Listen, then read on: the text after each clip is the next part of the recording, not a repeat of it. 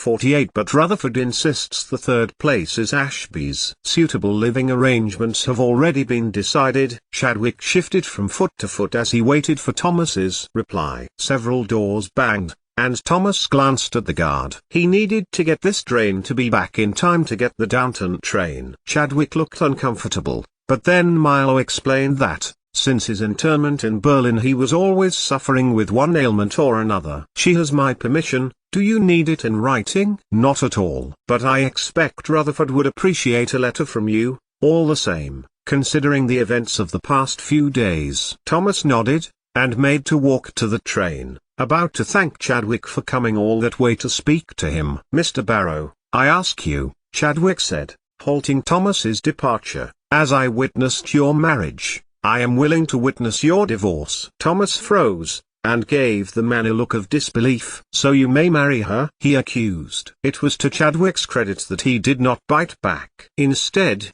he nodded a little to Thomas and waited to see if he had more to say. Oh, I would have, dear Ashby, once, Chadwick admitted, a wistful look in his eyes. I was in love with her for the longest time. But, did she not tell you? I am already married. Dear Aileen is, with joy, expecting our first child. No, she did not tell me, Thomas told him. We are not as close as once we were, it is to be expected, being so far apart. Then, I am afraid she had been talking to Mrs. Rutherford, who had been a talented pianist but had to give it up when she married, Chadwick told him. She did not like the idea of a woman giving up her work. Why though? Thomas asked. I always wondered women give up their interests when they marry. I have never understood that. My sister is an artist and she still works. Why not Milo? Chadwick said nothing.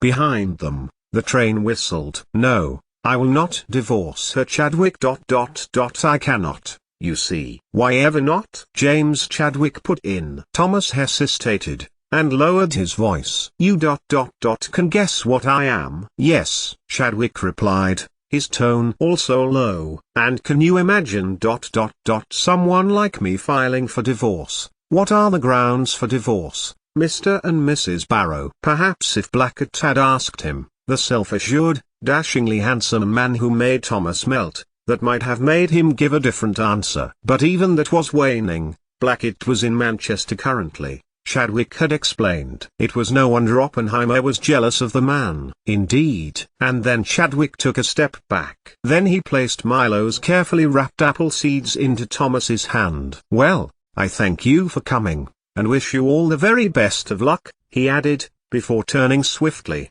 and striding away. In York, Thomas found himself outside the practice of Johnson's, reliever of ailments and maladies. His feet had seemingly taken him there without Thomas's brain rightly knowing what he was doing. Putting carefully aside Milo's precious things, Mr. Johnson, having relieved Thomas of money he hadn't got, aligned the electrodes, connected to a direct current generator, pushing high-voltage electricity through his body. And, after that, the quack relieved him of more money and Thomas left with a case of saline and a heart full of bitter hope.